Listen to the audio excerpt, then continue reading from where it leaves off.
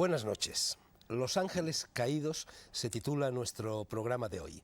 Y se titula así porque va a girar en torno a este libro de Carlos Frigola, recién publicado por la editorial Kairos. Un libro que trata de antropología, de geocosmología, de chamanismo, de folk medicina y de otras muchas cosas.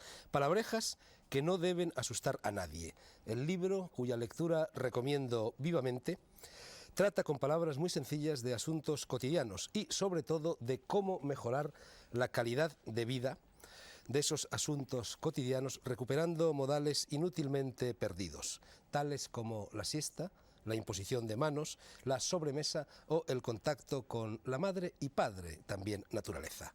Viejas terapias para combatir los nuevos males, los males del siglo XX, el estrés, la depresión, la ansiedad, la melancolía, el pánico, la angustia y el desarraigo, entre otras dolencias del espíritu. Sirva de introducción a esta charla la frase de Rabindranath Tagore que el autor del libro coloca en su primera página. Dice así: si cerráis la puerta a todos los errores, la verdad se quedará fuera. Y sírvanos también el dato de que la Organización Mundial de la Salud recomienda que los países más avanzados no abandonen definitivamente la medicina natural y tradicional en busca de otra medicina más científica.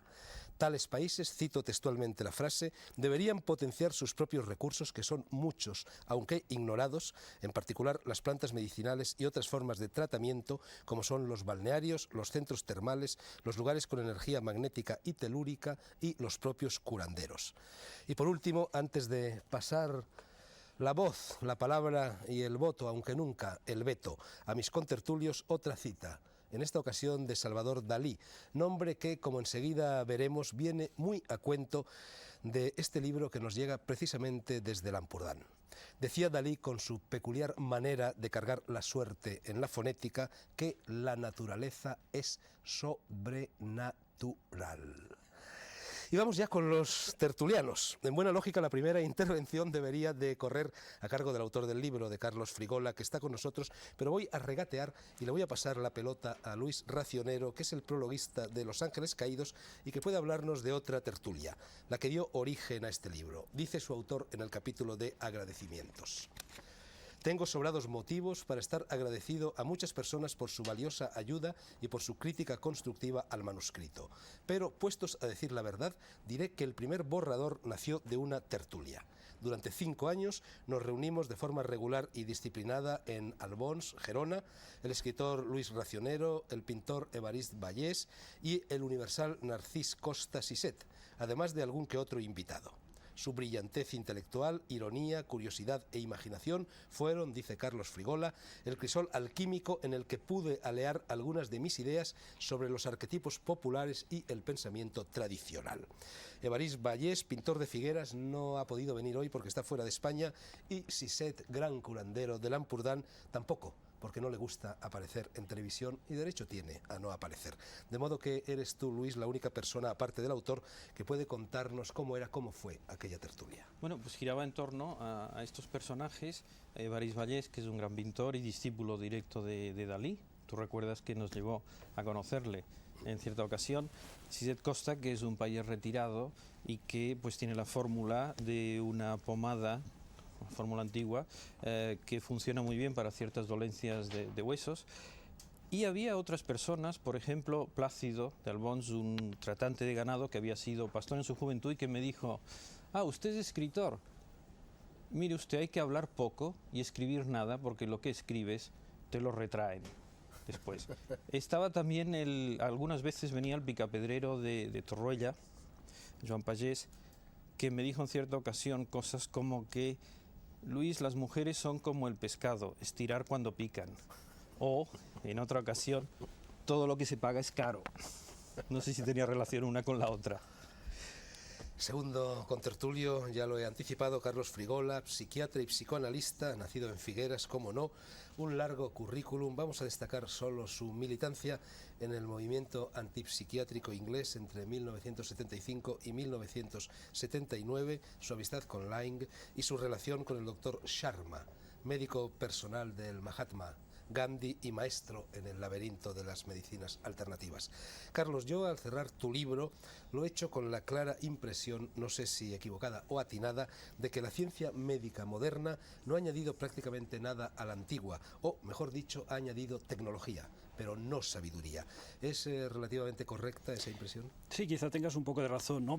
Porque en realidad la medicina se ha tecnificado mucho, ¿no? Hoy día pues todos son avances en todos los campos de la medicina, ¿no? En cambio la medicina en sí misma se ha deshumanizado, ¿no? Entonces la tesis de mi libro es quizás un poco entrar en esta polémica, y cito textualmente a la Organización Mundial de la Salud, que recomienda, como has dicho tú, pues, que los países no abandonen por ejemplo, las plantas medicinales, la homeopatía, otras medicinas más naturales, los balnearios, y que al contrario pues se dediquen a cultivar y a favorecer todas estas alternativas. Por ejemplo, en Alemania hay más de 360 balnearios en activo, ¿no? Y si comparamos la tradición balnearia en Alemania con España, es prácticamente ridícula en España, ¿no? Otra cosa es la imposición de manos. Por ejemplo, en Norteamérica, con la gran tecnología de los hospitales, ¿no? Pues curiosamente las enfermeras hacen cursillos de imposición de manos de los curanderos, ¿no? Un país tecnológicamente avanzado de alguna manera retrocede y busca esta parte humana de la medicina, ¿no? Y bueno, muchas más, ¿no? Entonces yo pienso que la medicina en este sentido tendría que humanizarse más, ¿no? Esta es un poco la tesis de mi libro, una de las tesis de mi libro. Vamos a humanizarlo un poquito aquí esta noche. Tercer contertulio y cara nueva en esta rebotica es Julio Pera de Jordi Salazar, escritor y editor. Escritor y editor sobre todo de heterodoxias y esoterismos de varia lección. Julio, bienvenido a El Mundo por Montera, estás en tu tertulia y confío en que no sea por última vez. Voy a lanzarte un parrafillo del libro de Frigola que ha llamado poderosamente mi atención. A ver qué opinas.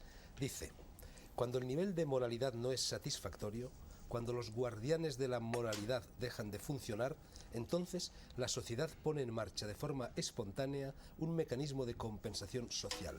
El hambre de moralidad hace surgir al gurú. Al gurú, no al curandero ni al ángel caído. Bueno, yo supongo que Carlos se refiere al gurú en términos muy generales. ¿O no, sí, Carlos? Sí, esta frase... sí, el chamán, el curandero, es la palabra castellana. Sí, el curandero, el gurú, ¿no? ¿Qué relación hay entre la moralidad? Yo modestamente vería que la moralidad siempre es algo así como un dique que sirve para contener una serie de impulsos, las más de las veces inconscientes, y que a veces una manera para que no se desborden, si no existe este dique, es proyectarlos en una persona que puede ser un líder, puede ser un gurú. Y me imagino un poco es el arquetipo junguiano del viejo sabio, que recoge y vuelve a proyectar todas unas inquietudes y todas unas pulsiones de sus discípulos. Imagino que Carlos irá por ahí. Carlos, te están llamando en causa. ¿Vas por ahí o quieres puntualizar algo? Sí, yo pienso, esta frase es de un escritor soviético, y entonces dice que en Rusia pues los curanderos estaban prohibidos, ¿no? Eran clandestinos, ¿no?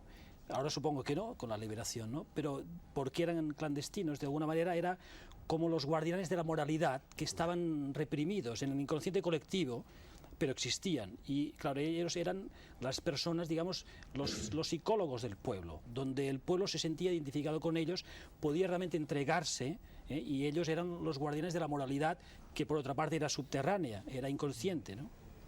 Bueno, ahora en Rusia están permitidos hasta los extraterrestres, ya era hora.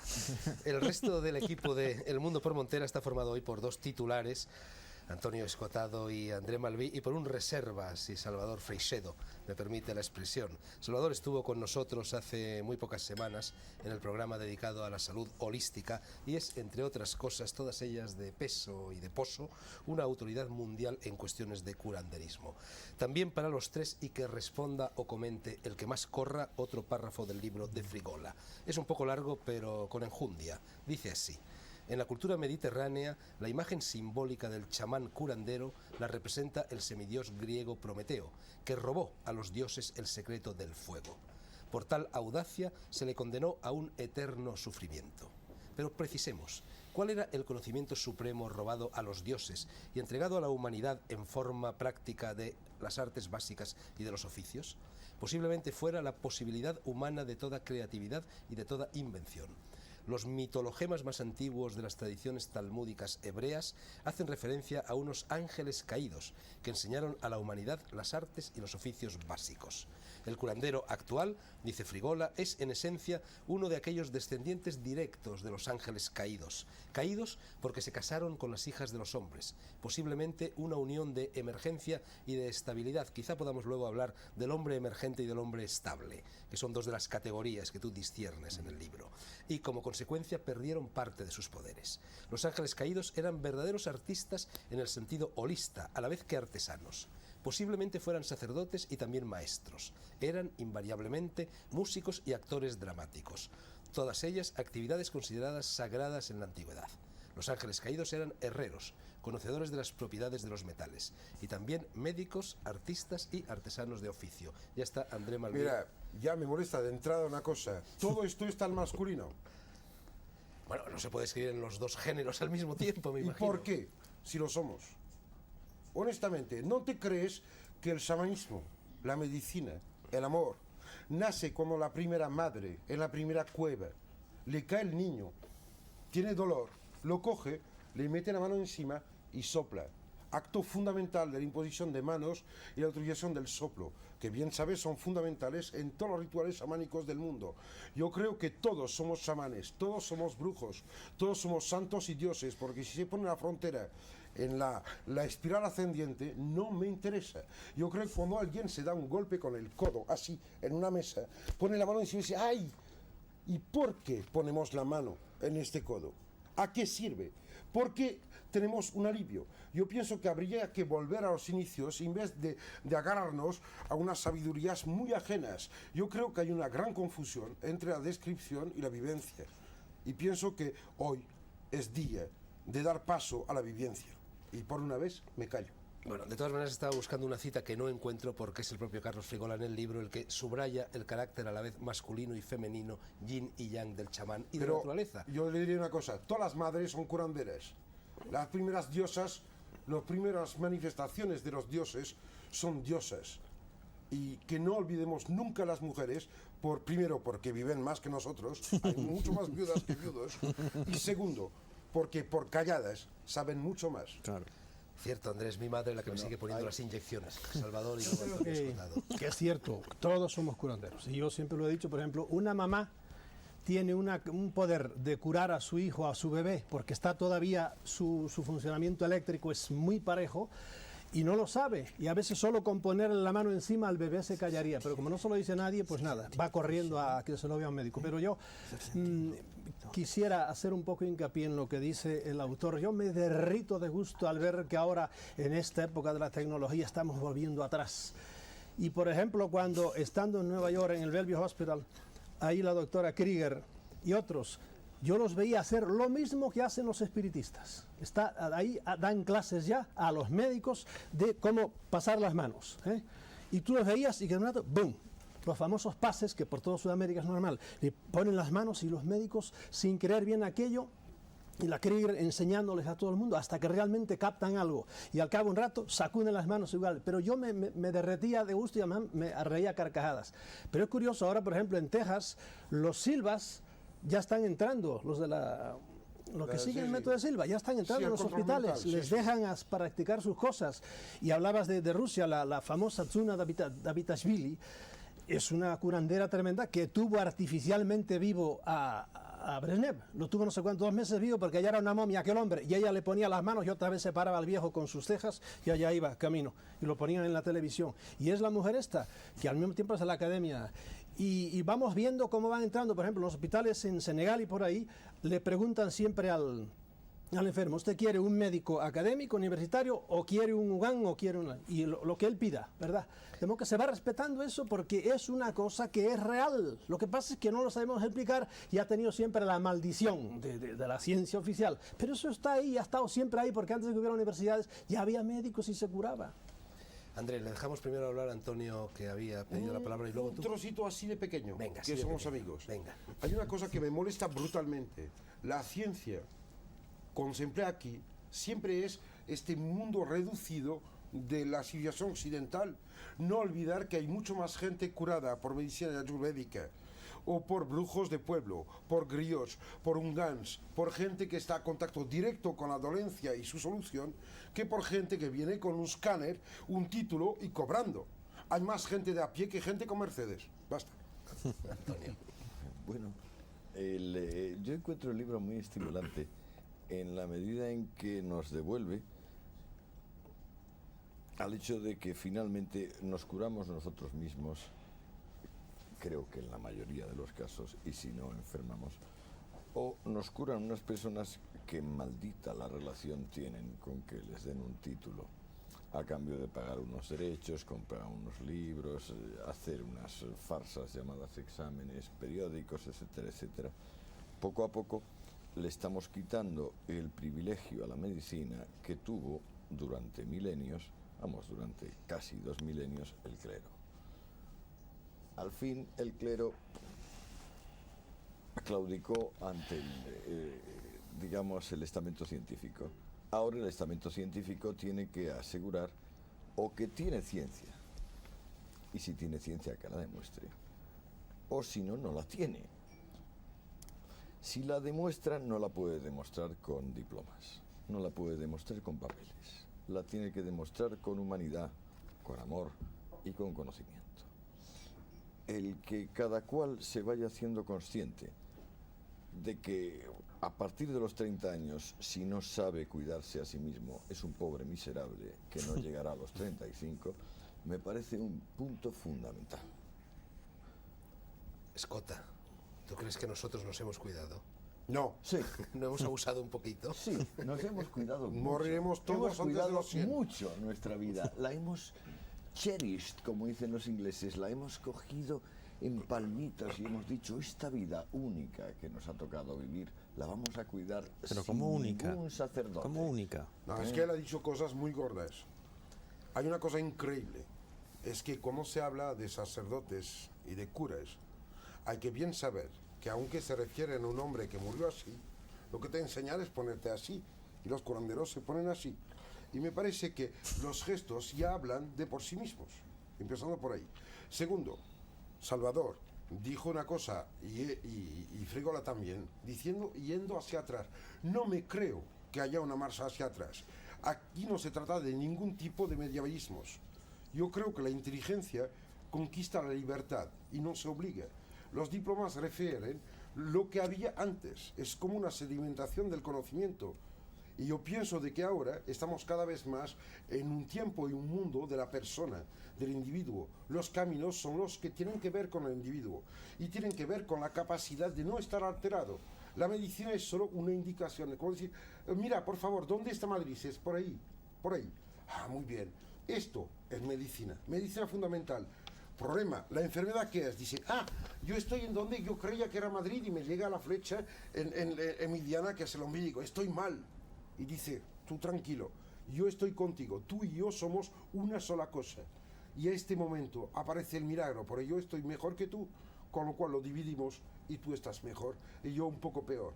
Y la clave es muy sencilla.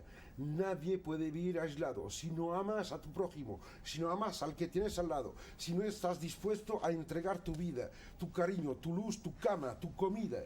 Lo que sé es que tú sea o sepas, no sabes nada, no puedes nada. El curandero es solo el amor, la gente abierta. Y puede ser curandero un médico. Y verbigracia, muchos médicos buenos son curanderos extraordinarios. Y a mí me molesta de curanderos geniales no sean médicos. Habría que abrir un poco un camino, ¿sabes? En los dos caminos. Sí, has dicho de las mujeres, ¿no? Piensa que las... He encontrado la cita, por cierto, si la quieres, Sí, para apoyarte. no, Sí. pero aparte de que el curanderismo es una experiencia andrógina, es decir, tanto sirve el hombre como la mujer, o incluso el curandero es hombre y mujer al mismo tiempo, no olvides que, por ejemplo, las mujeres judías que fueron expulsadas de España eran las curanderas y conservaban en su poder algo que cito en el libro, todos los métodos anticonceptivos, es decir, naturales, como la granada, como la esponja, métodos que conocían los antiguos, y eran las mujeres judías que, por cierto, tenían permiso del rey, es decir, eran las únicas mujeres que en la Edad Media tenían el título de medicina firmado por el propio rey, y claro, esto iba en contra de los gremios, de los gremios de la Edad Media. De los barberos. De los barberos. Todos podemos Los entre gremios es la apothecarios historia, sí. y gente que cura. Pero una cosa, el mejor método anticonceptivo actual es la utilización del Litospermum officinalis, mijo de sol. Una cosa tan idiota que no solo estaba utilizado, mejor dicho, desde miles de años, desde que llegaron de Rusia a través de las leucianas, lo que fueron los padres, los indios de América del Norte, los Sioux y los Dakotas y los navajos usan extractos de mijo de sol, Litospermum officinalis, para sus funciones anticonceptivas. Cosa genial. Ahora se ha hecho por fin una investigación y se ha encontrado que efectivamente cumplen el mismo papel que el dietilestrógeno y que los dimetiles, etcétera, y que al final inhiben efectivamente André, las capacidades conceptivas. André, Ya no sé, que no me entiende tengo la nadie. impresión de que por tercera vez en este programa has cortado el hilo de lo que estaba diciendo en esta ocasión Sí, muy Carlos bien, soy Frigola. insoportable. Antes de Antonio Mata y antes de Salvador. Que me mate. Termina y Estaba luego diciendo que Julio. las mujeres judías que fueron expulsadas conservaban en su poder fórmulas de métodos anticonceptivos, por ejemplo la granada, que se diluía con una cera y se hacían los clásicos supositorios vaginales, o la esponja, que ponían un poco de vinagre y se ataba a un cordel y se insertaba en la vagina. Es decir, todos estos métodos eran importados de Atenas a través de los árabes, ¿no? Y estos métodos estaban en poder de las mujeres, de las brujas, de las mujeres, ¿no? Yo lo cito en el libro varios métodos, tú has citado otros, ¿no? Era para demostrar que las curanderas eran mujeres también, por supuesto, pero lo que iba a decir, ¿no? Que el curandero básicamente es un andrógino. En esto quizá Luis está de acuerdo conmigo, es decir, es el ser humano que tiene en sí mismo las cualidades femeninas y masculinas y las aglutina en sí mismo, formando esta especie de hermafrodita andrógino. Por lo tanto, con las mujeres es una mujer y con los hombres es un hombre, ¿no? Esta especie de camaleón, ¿no? Y claro, la gente que va con ellos se da cuenta enseguida, ¿no? Y notan esta especie de sensación, ¿no? De que estás con la naturaleza, que es padre y madre a la vez, ¿no? Julio, querías... Sí, yo simplemente se ha dicho el término medicina tradicional. Andrea ha dicho una cosa importantísima que me ha producido un eco con una frase de Rumi, del gran místico sufi, que decía que lo único que curaba era el amor. Y no se refería a una cosa metafísica, se refería a algo físico, que todos sabemos. Y volviendo al tema de la tradición, la medicina no era una asignatura aislada fuera de todo un contexto tradicional, como era por ejemplo la astrología, la alquimia, la magia, la cábala. Toda la medicina hebrea está muy relacionada con la cábala y con una concepción del hombre muy concreta, que es la cabalística. Y durante toda la Edad Media, para que a un médico le extendieran su certificado conforme era médico, tenía que pasar un examen de astrología, porque uno de los aspectos de astrología más importantes y quizás más estudiados y que funciona más es la astrología médica, precisamente. Esto que has dicho del amor es una conclusión a la que está llegando también la ciencia médica contemporánea. El año pasado apareció en la editorial Espasa Calpe un libro muy curioso de un tal Bernstein, si no recuerdo mal, que se llama precisamente El amor, medicina milagrosa, y que recoge toda una serie de experiencias clínicas en los Estados Unidos. Bueno, simplemente el tema, perdona que te corte, el tema que hemos hablado hace un momento de las endorfinas, el amor, el cariño, sí, que es el tema del último libro que he publicado en Obelisco. Las endorfinas son una verdadera droga que segrega el cerebro respondiendo a toda una serie de impulsos. Hay un abanico enorme de impulsos y quizás uno de los más importantes es el amor, pero el amor, desde el amor físico hasta el amor místico. Todo ello produce unos cambios en el cuerpo, como los podía producir cualquier tipo de medicamento o de planta medicinal, que es realmente quien cura, porque el médico siempre está dentro del hombre. O sea, buscamos el médico fuera, el curandero fuera, y de hecho estamos proyectando el médico que llevamos dentro. Si no, no funciona, por muchas medicinas que nos den. Salvador Freixedo. Venga, Yo después creo tú, André. que lo que en ese programa de hace 4 días hablamos, eso es lo fundamental, y eso podríamos hablar un poco de eso. ¿En qué falla la medicina académica? Y falla, yo creo que fundamentalmente en que prescinde del hombre. Porque que toda curación es una autocuración, no sé quién me ha dicho muchas veces. Es que no es un problema de la medicina, es un problema de la ciencia actual. Que creo que estuvo aquí Raimundo Paniker. Raimundo Paniker no, Salvador sí ha estado, Raimundo Raimundo todavía no ha no, venido. pues perdón. Queremos traerlo, pero no lo conseguimos. Lo tenéis que arrastrar. Pero él, por ejemplo, ha criticado con muchísimo acierto, porque aparte él es científico, él es doctor en químicas. Deja diplomas. Bueno, los utilizo, la gente también le gusta. Él es un hombre con una mentalidad científica. Migas. Que él se puede permitir una crítica a la ciencia que yo, por ejemplo, no me puedo permitir. Y su crítica a la ciencia... ¿Por qué no? ¿Me la permito? Mándala a hacer puñetas. Sí. Hombre. André, coincidimos plenamente, lo que ocurre que él tiene argumentos que yo no tengo. Con esto quiero decir, la ciencia actual, que es la ciencia de este momento. Hay ciencia en Oriente, hubo ciencia en Oriente. Oye, hubo El ciencia argumento es muy humana. sencillo. Está deshumanizada. El problema es este. Luis Racionero, que está muy callado. Además, Luis, tú acabas de publicar, lo que pasa es que eres hombre recatado y no traes tus libros para que los coloquemos en el atril y les hagamos un poquito de propaganda. Pero tú acabas de publicar un libro en la editorial Temas de Hoy que se llama Los 5 sentidos, Sí. y que es un libro bastante lindante, ¿no? Con el poquito, de sí. Carlos Frigola, ¿no? Sí. Toca todos estos temas. No, bueno, también. yo quería hacer una acotación a lo que dice Julie sobre esta cuestión de la ciencia que ha salido aquí. Somos como un programa donde estamos criticando a la ciencia constantemente. Es una lástima tenerlo que hacer, pero creo que bueno, que es bueno. Es el problema de los paradigmas, es decir, ¿qué se define como ciencia? La ciencia, para ser ciencia, adopta un lenguaje. Adopta una noción de la realidad, unas cosas que se pesan y que se miden, y todo lo que no entra dentro de eso queda fuera. Entonces esto va muy bien para construir puentes, para enviar cohetes a la Luna, para poner la penicilina y para hacer operaciones, pero hay que ser conscientes de que ¿Cómo ligas tu vecina?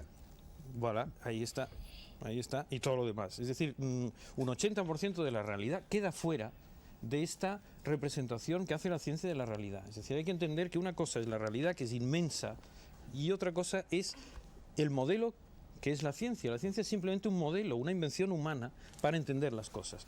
Las entendemos hasta un cierto punto que nos permite, pues eso, fabricar coches y hacer operaciones, etcétera. Pero hemos de ser conscientes que da un 80% de la realidad que la ciencia no cubre, porque ya lo hemos dejado fuera. El amor queda fuera, las emociones quedan fuera, el espíritu queda fuera. Entonces ya por definición no existen, porque ellos ya de entrada lo han dejado fuera. Entonces, por más vueltas que le demos, siempre estará fuera. Por eso no hay que estar Luis. tan acomplejados, que No. dice la ciencia. Yo entre un científico y un hombre inteligente me quedo con inteligente, porque a lo mejor el científico no es inteligente. Claro. Hay gente que están llenos de diplomas, pero no son inteligentes. Y en cambio Bueno, y hay otros gente que sí. inteligente que no tienen diplomas. Y eso son Aparte geniales. estamos, Yo me acuerdo que en Estados Unidos contrataron a un hombre, una universidad del oeste, contrató a un hombre que supiera de huevos de aves. Y vino a dar en un ruso que no tenía ningún título. Era un chiflao que desde que había nacido se conocía. Tenía huevos de avestruces y huevo de colibrís. Y era un fenómeno en eso. Y le pusieron un contrato y allí estuvo dando clase en una universidad de grados académicos y el tío no tenía título de nada, pero sabía de ¿Y eso. por Era qué no un hombre inteligente contrataron un sin culo de título.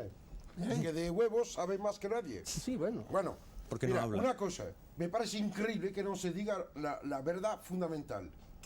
La única asignatura que tenemos que pasar todos es la de la vida.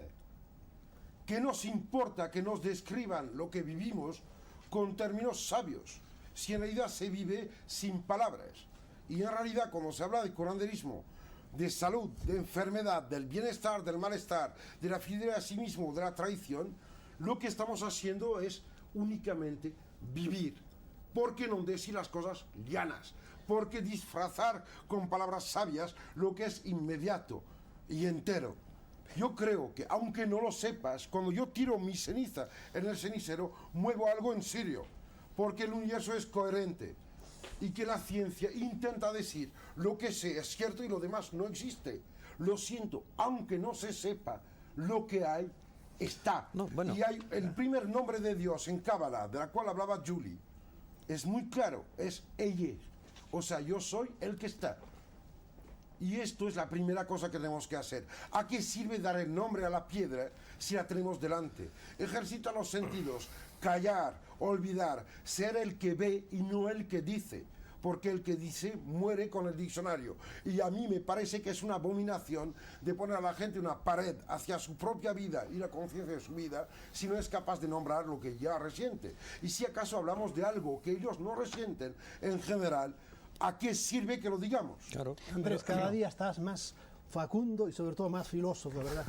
Más filósofo. Depende más de la humanista, hora. Depende de la hora. Y sin embargo, hemos dicho la palabra amor como la palabra que cura, como aquello que puede permitir que una persona desahuciada deje de serlo. Yo sugeriría otra palabra de las fuertes: verdad. ¿Verdad? Verdad. Entendiendo por verdad la realidad de las cosas. No verdad con mayúscula. La realidad de las cosas, que es en cada cual pues, la realidad de lo que le toca. Creo que la enfermedad proviene en buena medida de una falta de amor, pero creo que la enfermedad proviene en la misma o mayor medida aún de una falta de verdad. Es decir, del embuste, de la falta de realidad. Me callo después. Siempre lo dices y luego no te callas. Claro, Antonio, soy un embustero. No, Por yo favor, vamos a dejar quisiera terminar a añadir Antonio que Escotado. la persona que es capaz de hacer frente a su verdad, que normalmente es amarga, tiene un poquito más de chances de sobrevivir que la persona que simplemente pide amor o da amor. O sea, la verdad es un punto más allá del amor. Justamente lo único que puede ir un poquitito. Tiene una cosa, la verdad es lo que hay, aunque no haya amor. Claro. Yo quería resumir esto que has dicho tú, Bobby, en una frase, ¿no? Es decir, el médico que solo sabe medicina, ni medicina sabe, ¿no? Es decir, yo pienso que, que resume ya en sí, de alguna manera, todo lo que has dicho, ¿no? Pero pienso que es verdad, ¿no? Que, de alguna manera, este acto de amor, de entrega, ¿no? Es como una especie que el curandero posee en sí, ¿no? Es vocacional. El curandero en sí no cobra los honorarios. Vocacional es lo que es. Es la palabra vocacional, yo pienso, ¿no? En vez de formado por castas profesionales. Exacto, en vez de gremios. Sale de. Bueno, casi sale peor, es casi una maldición para él. Porque lo que hace no le da ningún gusto. Di la verdad. Claro Di la que sí. verdad. Hombre, lo bueno, que tú sabes. Hombre, de mí. claro, cuando este señor se pone a curar, al día siguiente no hay quien lo aguante, porque está absolutamente hecho polvo, porque para hacer pasar todo ese amor, toda esa energía que hay que poner para curar, tú te estás quedando con toda la porquería que lleva aquella persona. Entonces, ¿cómo te la sacas tú de encima? Vacío y corrupto. Ya sabes, Andrés, no cures a nadie antes de venir al programa. Por eso da impresión de Una que cosa. ha estado curando ahora. Que el que tiene frenos, que se pare. Bueno, hay unas líneas aquí de tu libro que yo creo que resumen muy bien todo lo que se está diciendo, o por lo menos reconducen el coloquio, y tienen mucho que ver con lo que dijo al principio Antonio Escotado. Dice, a partir de Esculapio, que fue iniciado en el arte de la medicina por el centauro Quirón, que a su vez, según la tradición, la había aprendido de Egipto, ya nada volvió a ser como antes. Se había perdido para siempre el carácter de religiosidad tradicional. Se había cortado el cordón umbilical que la mantenía unida directamente a los dioses para convertirse en una serie de métodos terapéuticos y técnicas de diagnóstico. La profesionalidad frente a la vocación, ¿no? Sí. Bueno, Yo, te es digo que una cosa, antes de que se me vaya el hilo, quería añadir algo a lo que ha dicho Antonio Escotado, que me ha fascinado. Él ha dado un paso, digamos, más allá del amor, cuando ha hablado de verdad. Yo daría incluso un paso más y hablaría de conciencia. No comparto plenamente la interpretación que se ha dado del fuego de los dioses que arrebata Prometeo. Yo creo que se refiere, aunque todo símbolo es polivalente, el fuego que arrebata Prometeo a los dioses para darlo a los hombres es el fuego de la conciencia, que comporta libertad, comporta verdad, comporta amor, comporta calor, pero es sobre todo conciencia. Creo que enfermamos por inconsciencia. El hombre es un enfermo de inconsciencia. No tenemos ni idea, nosotros que estamos aquí despiertos, de qué diablos es la conciencia. En algún momento de lucidez lo hemos vislumbrado, supongo que todos, por eso estamos en estos temas así tan extravagantes. Pero no somos conscientes. Y de ahí derivan la enfermedad, derivan toda una serie de calamidades del mundo moderno o del mundo humano. Pero óyeme, no hay que ponerse demasiado filósofos también, porque yo admito fundamentalmente eso, y la falta de amor en mucha gente, eso se ha demostrado, incluso con monitos se ha demostrado cuando le falta la madre inmediatamente. Pero yo creo que hay que ser realistas. Y yo siempre he dicho, nos enfermamos por dos cosas, por lo que comemos y por lo que pensamos, entendiendo si por somos pensar conscientes, incluso el amor, lo que hay en la mente aquí. Si somos conscientes, no comemos lo que no hemos de comer. Sí. Cualquier perro sabe lo que ha de comer, en cambio el hombre no lo pero sabe. eso, figúrate, viviendo en esta sociedad que te lo da y no tiene más remedio que comer lo que encuentras ahí. Si Pero es consciente, no. yo admito que es una cosa muy compleja, ¿verdad? Y no podemos llevarlo solo. Puedes tener mucho amor, ¿verdad? Y te están envenenando, cosa normal en nuestra sociedad, que te lo dan todo envuelto, todo desvitaminizado, con esas cosas que les han echado, sabe Dios dónde, y luego vienen los Aditivos y problemas de la colorantes, colza y todo aditivos. eso, ¿verdad? La Y basura. es una cosa complejísima. Ahora, antes de terminar, al entrar en el mundo del curanderismo, entramos en un mundo complejísimo porque, no sé quién lo leíste tú ahí ahora, a no sé quién, a Esculapio, un centauro... Quirón le bueno, enseñó las artes. muchos curanderos, el mundo del curanderismo es complejísimo. Y estoy con Andrés que todos somos curanderos, todos podemos hacer, les podía decir experiencias que podían hacer todos ustedes, que son curiosísimas. Por ejemplo, un bistec se lo ponen y ustedes les ponen las manos. Un curandero a lo mejor en 5 minutos, y yo tengo en mi casa bistecs así de secados, en 5 minutos que lo ponen la mano, ya no sé, eso se pone seco. Ya no huele nada. Ahora, si lo hacen ustedes también, pero les costará más trabajo. Pero digo yo que se repite la pauta esa. Hoy día hay muchos curanderos, sobre todo los grandes, los extraordinarios, que se lo dijeron, y ahí entran otras fuerzas. Y si no empiezan a curar, se enferman, un tipo de aparición, y entramos ya en el mundo de la parapsicología trascendente. Lo mismo que se lo enseñó un centauro, pues aquí hoy día eso sigue dándose. Los grandes curanderos que yo he conocido, algunos enormes, como tú hablas de Arigó ahí, los grandes discípulos de Arigó, y yo he trabajado con ellos en México y en Filipinas y en Brasil y por ahí.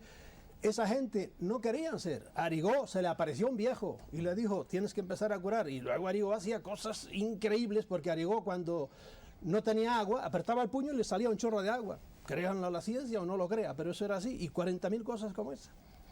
Sí, Andrés. Mira, hay una cosa. Salvador plantea un problema fundamental, que es lo que la gente no ve, no lo cree. Primero. Segundo, ha dicho una cosa absolutamente enorme. Dice, somos en función de lo que comemos y de lo que sentimos.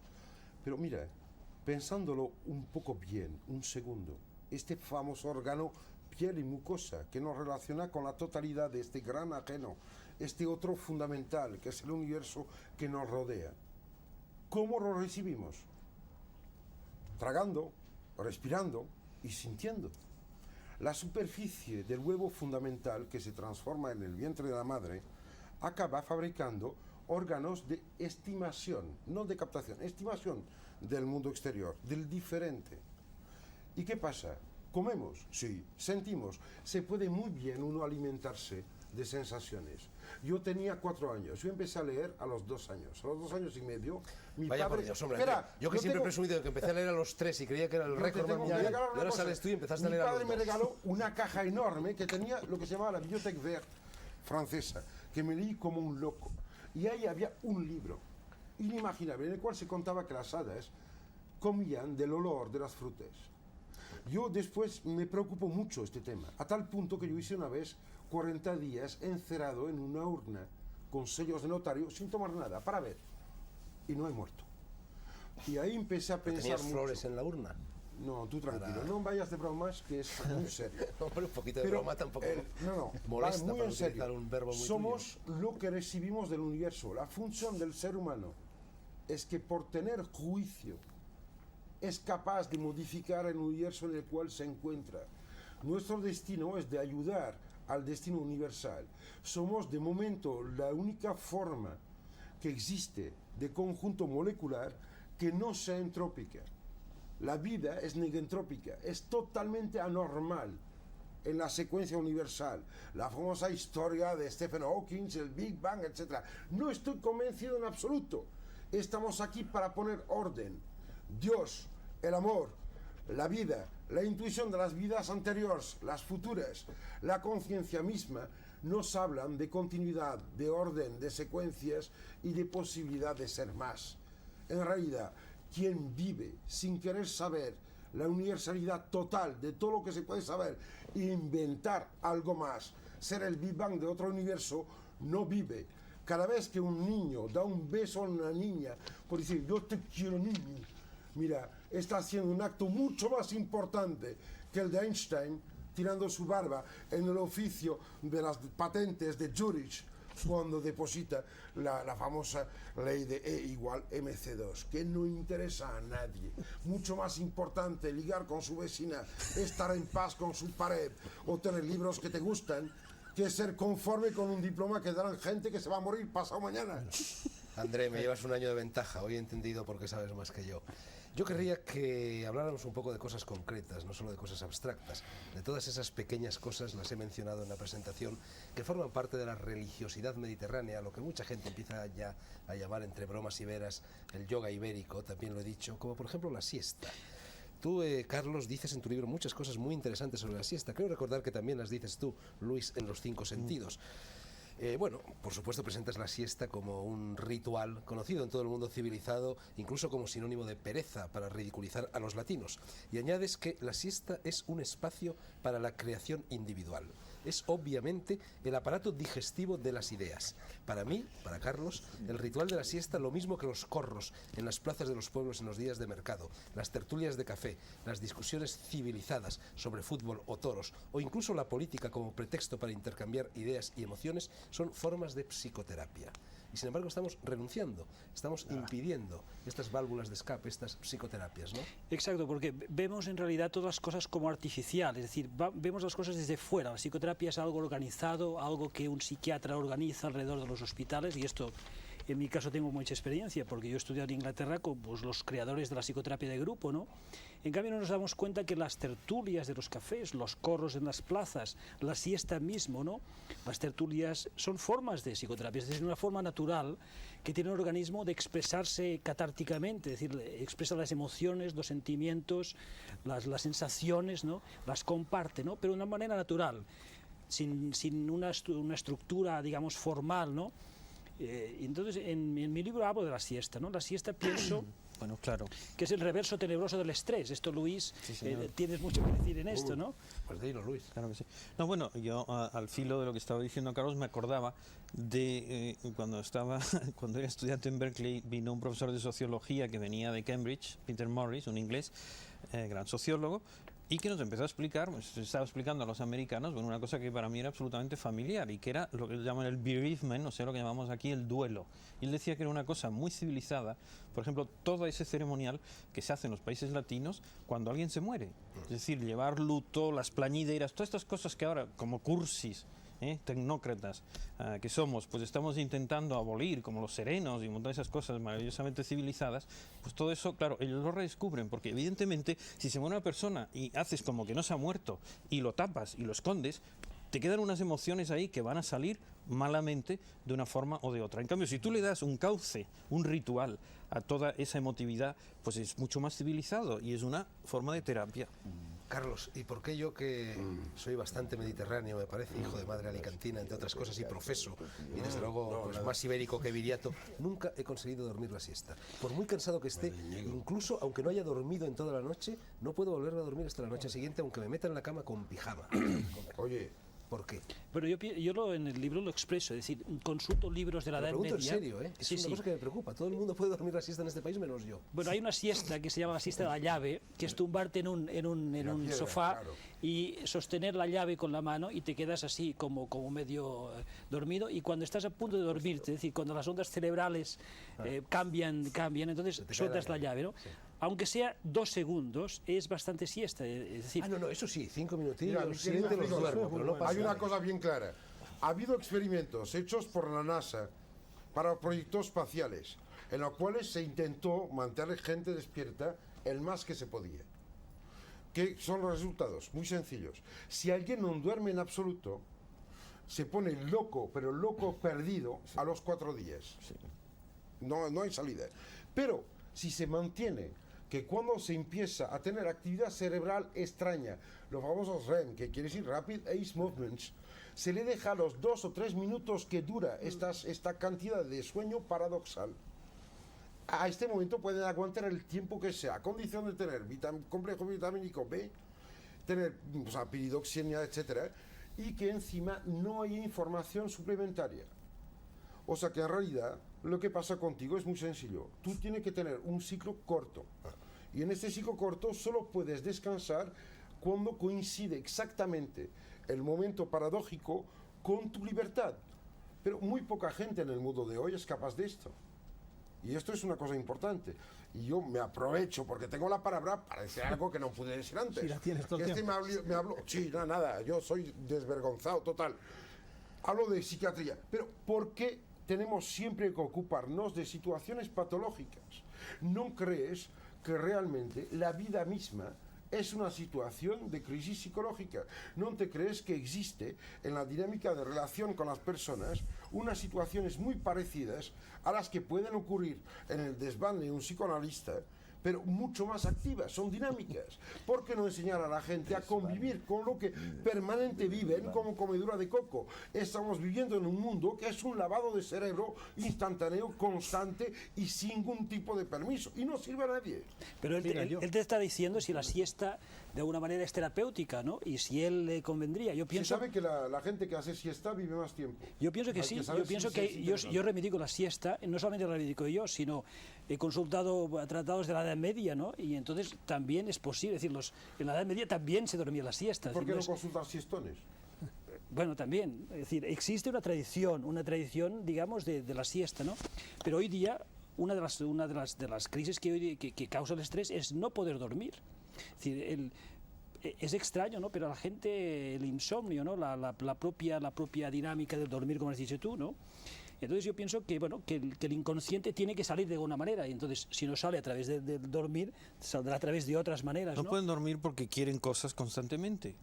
Pero la única cosa que te mantiene despierto es que tengas una ambición y No. que quieras más y claro, no duermes verdad, pensando en todas las cosas que tienes. Hombre, Mentira. Fernando. Hombre, hace unos ¿entendéis? 40 años que hay electricidad en España. Sí. Seamos serios.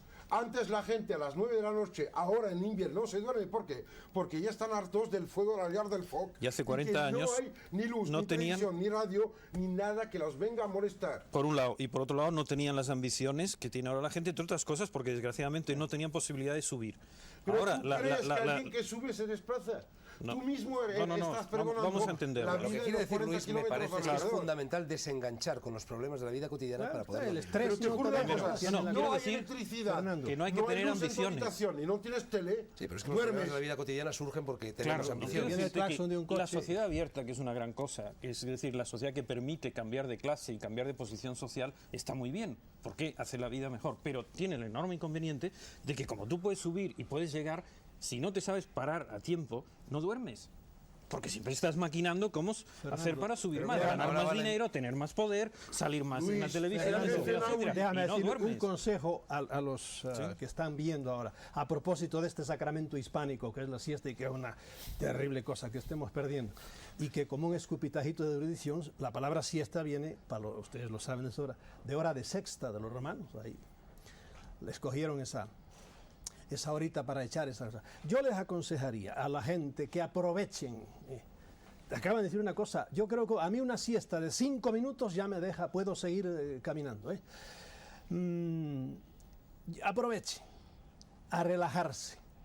Hay gente que cree que se relaja y es una siesta disimulada, es totalmente diferente. Aprovechen a relajarse en ese tiempo y verán ustedes, a lo mejor incluso logran dormir después, pero tú tratas de relajarte. A lo mejor no lo logras, pero a lo mejor logras echar tu siestita, lo cual sería muy bueno. Son dos cosas diferentes. Pero a mí me ha hecho un bien enorme desde que caí en la cuenta de que el frenar la actividad cerebral, hacer que ese cerebro y se frene hasta 10 ciclos por segundo, es fenomenal, fenomenal. Incluso mentalmente para resolver problemas quedas medio dormido, flotando en el aire. Y eso lo hacía yo un tiempo que era más ordenado, a la hora de siesta, al acabar de dormir, que para mí era una vamos. Y no solo la siesta, sino Salvador. antes de la siesta, un momento, Andrés, la sobremesa. Bueno, tú dices algo sobre la sobremesa que me ha gustado mucho y que me ha sorprendido. Dices, por todo ello, una de las normas a respetar dentro de la ceremonia gastronómica es el hecho de que los comensales, al finalizar el ágape, deben permanecer como mínimo 1 hora dentro del campo energético que se ha creado alrededor de la mesa y entre los comensales. Por eso las mejores tertulias, quizá deberíamos aquí organizar un ágape antes, surgen después de las verdaderas comidas alquímicas, en las que no deben faltar los digestivos, el café, licores dulces y estomacales y el buen tabaco. El arte del buen fumar representa el punto final en el cual la respiración pausada y tranquila. El saber dialogar y los buenos olores tomarán el control de la digestión Sin y echarle el humo al sintetizarán otro, toda ¿eh? la experiencia. Eso es muy hermoso. Mira, Sí. Esgotado. Habla un poquito tú, por favor, ahora, que no estás diciendo nada en todo. muy bien, te mandaré cartas. Tú has agotado el cupo, André. Vale. Eso es muy hermoso, eso que Nos dará dices. diplomas al final. Yo que me gustaría recordar la definición que daba del médico Galeno y ver la diferencia que puede haber en la definición que se da del médico ahora cuando le diploman en Harvard o en Madrid. Galeno decía, el médico es un servidor de la naturaleza individual. El médico está ahí para hacer valer la sustancia y la sustancia es algo así como la última soledad. Cada individuo tiene una profundidad ilimitada, completamente personal. Y entonces el médico está para servir esa singularidad del individuo. Si el médico pretende uniformizar, y digo que el poder penal se ha convertido en poder uniformizador en los últimos tiempos, disciplinario en los términos de Foucault, lo que el médico intenta ahora es conseguir que el individuo se integre.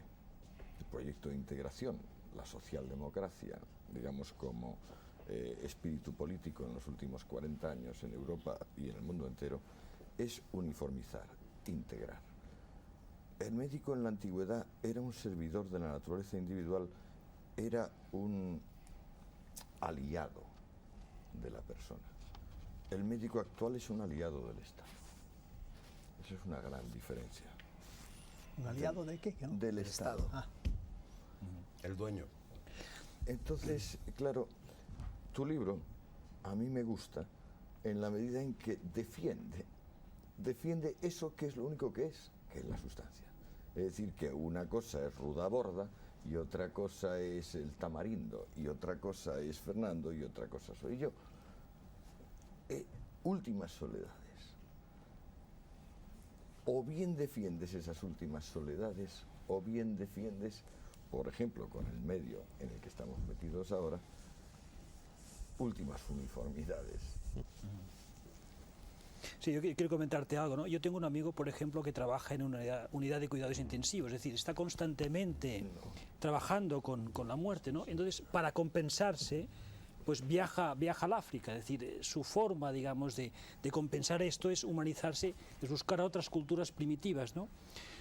Yo pienso que es así, ¿no? Que de alguna manera tenemos que buscar esta parte que hay dentro de nosotros mismos, ¿no? De que podemos curarnos nosotros mismos, ¿no? Claro. Pero referente a lo que decías, que hay una manera de hacerlo, las tertulias, es decir, las sobremesas, las tertulias originales, esto lo hemos probado y para mí no es como una especie de psicoterapia, ¿no? Incluso se crea un campo energético alrededor de los comensales, ¿no? Entonces, hoy día todo el mundo hace tertulias y todo el mundo quiere realmente participar en grupo, ¿no? Y se crean unos campos energéticos, ¿no? Yo es lo que digo en mi libro, ¿no? Es decir, después de comer, se crea alrededor de los comensales toda una especie de energías, ¿no? No sé qué tipo de energías, ¿no? Unos contactos emocionales que en el fondo sirven mucho más que no cientos de horas de psicoterapia institucionalizadas, en fin, anglosajonas, ¿no? Las tertulias es básicamente algo también español, ¿no? Entonces, bueno, en este sentido, es la tesis de mi libro, ¿no?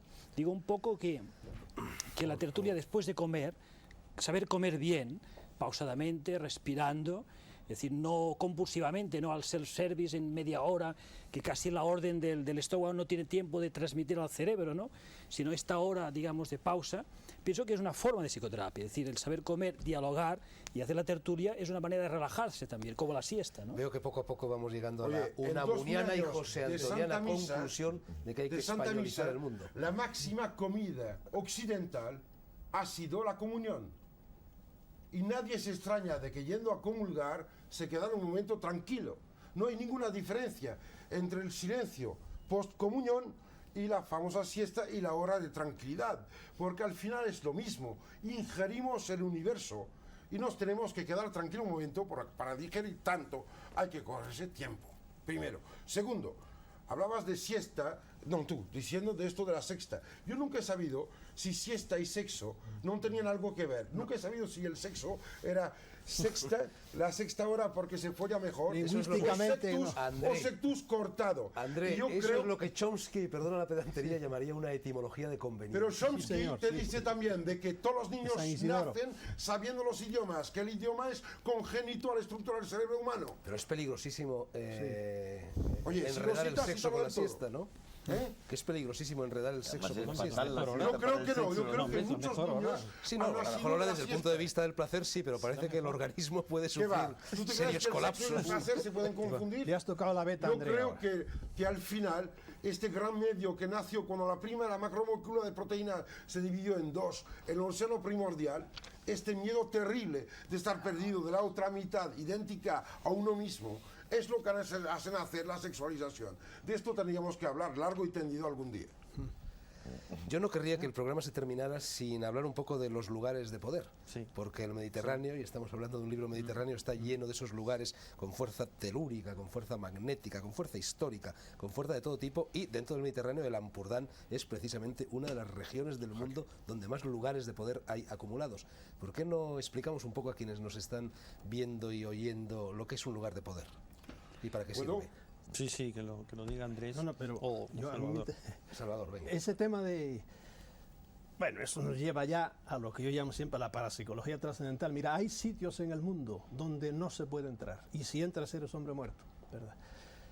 En el mundo entero hay. Bueno, aquí en esta Europa ya tan civilizada y tan tecnificada, probablemente están más escondidos por ahí, pero hay islas del Pacífico, hay en el continente americano inmenso, hay sitios verdaderamente donde se siente. Y yo soy muy poco sensitivo para esas cosas, pero te podía decir casos donde gente que ha entrado, por ejemplo, en una isla a la cual le tienen terror toda la gente que vive alrededor, algún valiente inglés se metió allí, lo tuvieron que ir a buscar, dijo, si al 3 días no vengo, me van a buscar, lo fueran a buscar y muerto estaba. No, sí, pero Y la muere. cuestión es qué son esos sitios, qué pasa. Ahí está la cosa, ¿Qué es lo puede que lo ser produce? fuerzas puramente, yo Ya siempre veremos.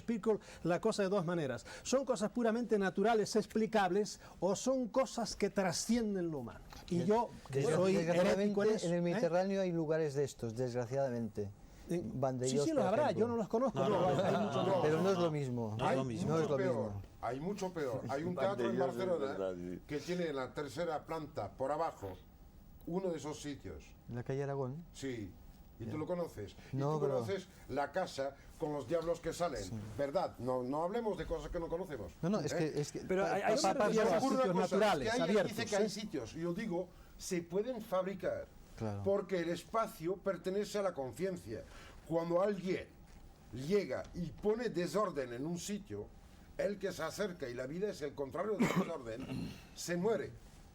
Porque muy poca gente es capaz de darse cuenta de la ola que lo va a sumergir. Estamos inmersos en un océano de energías de las cuales no tenemos ni la más remota idea. La energía vital Es decir, de la vida. Entonces que tú un sitio de poder mencionas. sería creado por la conciencia de alguien. Mira, hay dos maneras de acercarse, como pasivo y como activo. Como pasivo, tienes que ir a sitios que otros han hecho. Sí. Y como activo, haz el sitio. Esto es el mismo lenguaje que encontrarás en todas partes. Bueno, esto lo que dices es cierto, es decir, hay lugares fijos, por ejemplo, Santiago de Compostela, Gibraltar, yo cito El Gibraltar, yo cito Chartres, Chartres, Mojácar, por ejemplo, sitios de la gente va a peregrinar, sea a través de la religiosidad o bien a través del turismo, pero son sitios claves, ¿no? Entonces, existen estos sitios, son sitios de energía, además, curiosamente, todas las civilizaciones, una detrás de otra, griegos, cartagineses, celtas, romanos, han ido a construir su ciudad. Es decir, de alguna manera, no es curioso, por ejemplo, pues que tú vivas en una zona de Besalú, que hay una energía... de Besalú nada, vivo en una zona de Seriñá, Bueno. estamento neolítico, Está bien. y yo de Besalú nada. Entonces, bueno, Hombre, pero gracias. la gente escoge sitios para vivir donde se siente bien. Entonces hay toda la tradición del peregrinaje, es decir, los monasterios, ¿por qué los monasterios están situados en tales sitios, ¿no? Y no en otros, ¿no? Lo de las ermitas, dices, Pero bueno, eso qué acabaría- absurdo que la ermita esté a 3 Perdóname. kilómetros del pueblo, cuando lo cómodo sería que la ermita estuviera Pero en el pueblo. perdóname, eso acaba ¿No es así? significando que en Lourdes, perdóname, que en Lourdes o en Fátima realmente hay poder. Claro. Inicialmente Sí, por lo hubo, supuesto, luego el claro. hombre le da, Claro, con sí, miles de supuesto, personas claro, yendo allí, la claro, mente le da claro más que sí. fuerza. eso Luego sí. le Nadie ha inviste... intentado curarse en la plaza delante, en la Plaza Roja en Moscú. Yo juro que si alguien pide a Lenin de curarse cuando pasa el Ejército Rojo, igual se cura. Y no quiere decir de que Lenin es la Virgen María. Y tampoco que la Virgen María de Lourdes es esta fuerza primigenia consustancial con el hombre, que es una puerta abierta hacia una conciencia no individual. Es que la conciencia universal, a la cual todos tendemos, es una cosa de la cual evidentemente no se puede hablar aquí, pero en realidad es el eje de todo lo que se ha dicho en este sitio. Yo estoy de acuerdo con este él. hombre, Muchas mentes juntas, enfocadas en una dirección, por supuesto, indudablemente tienen un poder bárbaro y eso se está viendo Esos ahora Lourdes. en cuáles Salvador, tú escuelas. conoces lo que pasó en Canadá, ¿no? Este grupo Sí, que estaba de pelea con el espiritismo y Sí. se dedicaron durante 5 años The Philip a Ghost. construir, claro, un personaje que no existió, pero documentándose de calles, de nombres, de todo. Y cada semana se reunían. Y al cabo de unos pocos años buscaron un medium. Y el medium, ¿sabe lo que recibió? El personaje inventado por los Que presentes. se llamaba Felipe. Y se llamaba Felipe. Y no había manera de pillarlo en falso. Lo que quiero decir con esto es que el hombre es la puerta de todos los milagros. Hay que tener mucho cuidado, a no decir que la gente que unos pueden y otros no. Yo juro que cualquier ser humano capaz de oír, ver y sentir el universo es, en sustancia, el paso de Dios. Es capaz de todo. Todo lo que existe es suyo y no llegará nunca a imaginar algo que no puede existir. Somos todos iguales arriba. Pero yo creo que fuera del hombre hay otras cosas. pero Sería claro, absurdo si el hombre fuera el culmen de todo, porque Mira. Dios tenía que retirarse entonces como fabricante, como creador por ahí, porque Hace esto es un tiempo que corral lo ha de hecho. vacas. Hace Y tiempo. nosotros somos lo mejor que hay en el universo. Dios mío, encima de nosotros Parecemos- hay otras inteligencias, otras Parecemos energías. detergentes. ¿Eh? Cada semana hay un eslogan nuevo. La tesis, por ejemplo, del libro de Foucault es precisamente esta, es decir, encontrar el centro telúrico de la Tierra, este secreto de los templarios, ¿no? Que en el fondo es esto mismo, es decir, qué lugar en la Tierra idealmente reuniría todas las potencialidades, ¿no? Agartha. Entonces, Claro, La lagarta se mueve.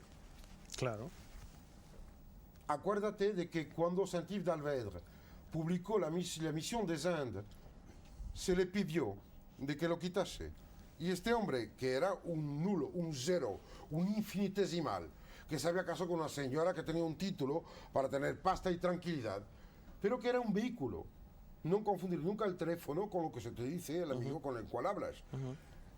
Paró, recogió todo, menos un ejemplar, que era el ejemplar del doctor Gérard Encos, Papus, que se publicó cuando murió Papus y que la herencia pasó en mano del doctor Marc Haven, Emmanuel Lalande, que era el yerno de del maître Philippe de Lyon. Esto es la verdad. Este hombre decía cosas que extrañamente están ocurriendo ahora, pero también decía una cosa muy importante. Agartha no es un sitio, es una convergencia. No hace falta de tener una cueva, es una fantasmada neolítica.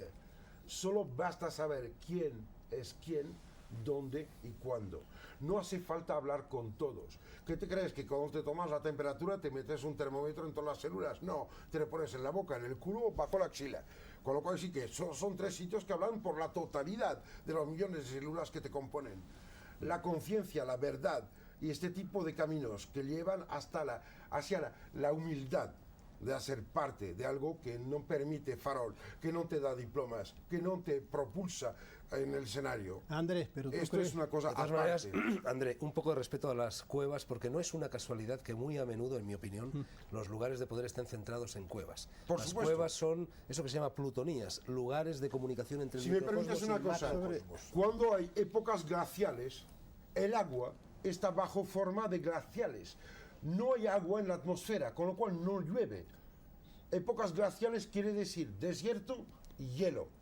Cuando empieza a cambiar, o sea que el desierto y el calor empieza a hacer fundir el hielo, la única zona en la cual se puede vivir está justo delante del frente del glacial. Y ahí, ¿a dónde se recoge agua cuando no llueve? Bajo tierra, porque filtra.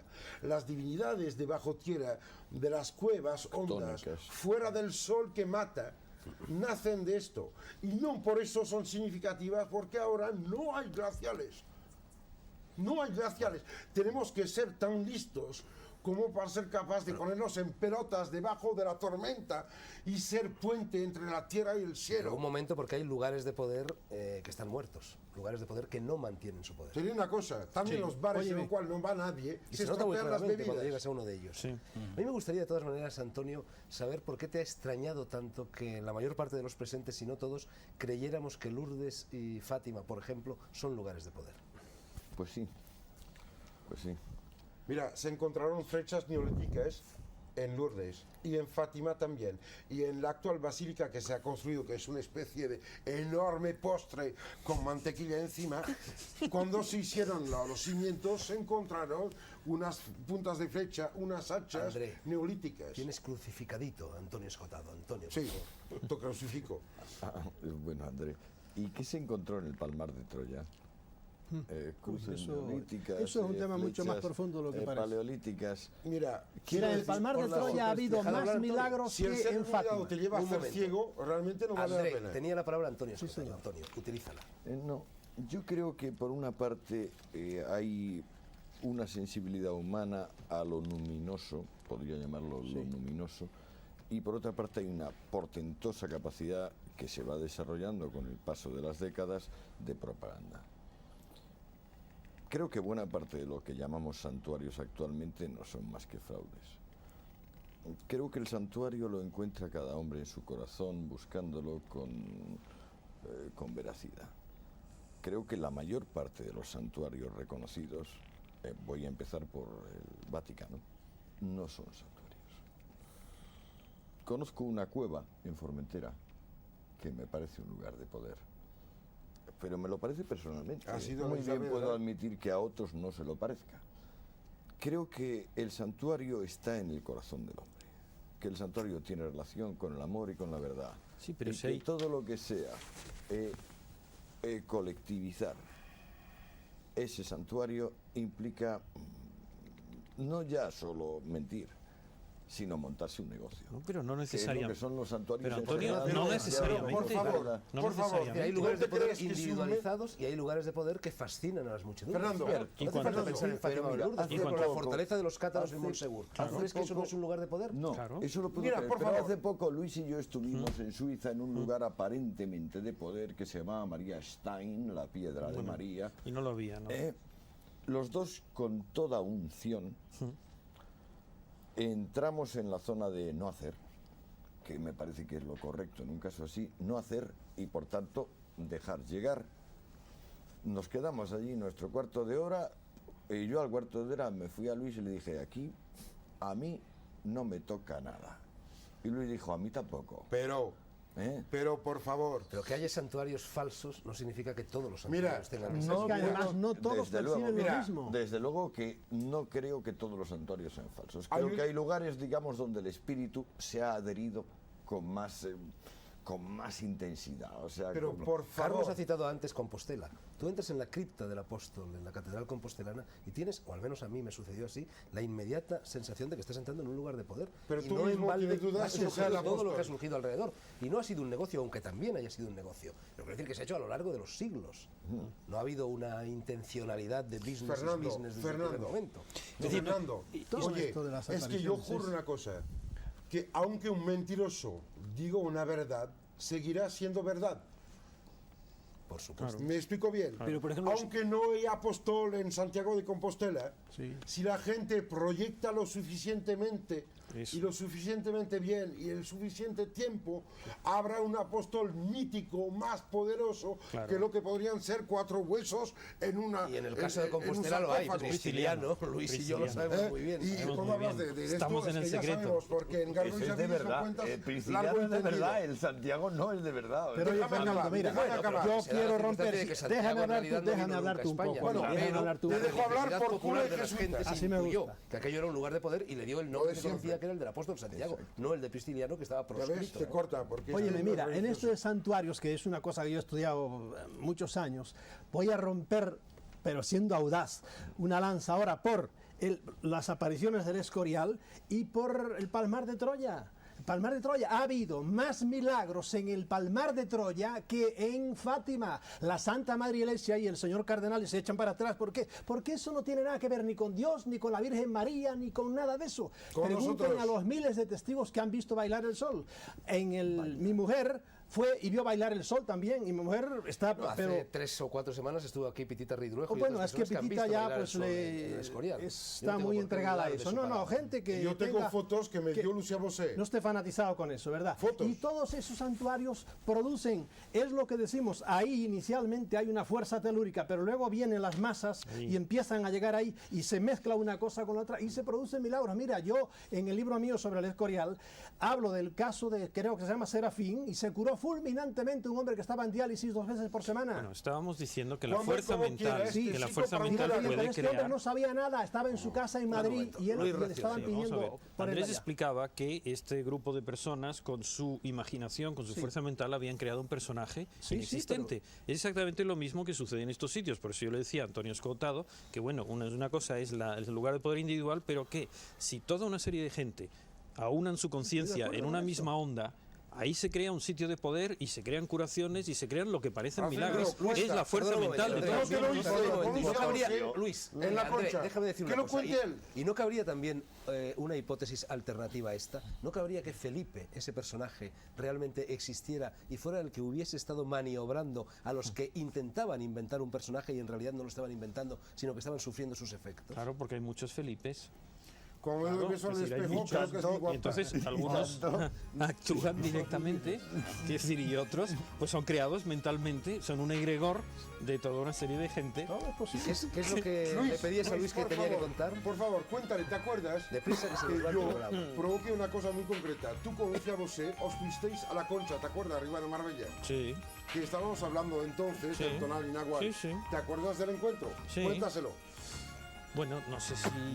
vamos a ver, estábamos en una montaña completamente desierta, en la montaña esa de la Concha, el pueblo más cercano estaba a 6 kilómetros, eran las 7 de la mañana y de repente nos encontramos con 3 personajes bastante extraños, ¿no? A los cuales preguntamos el camino y nos equivocaron. Muy bien, puede ser que eran unos señores que sabían andar.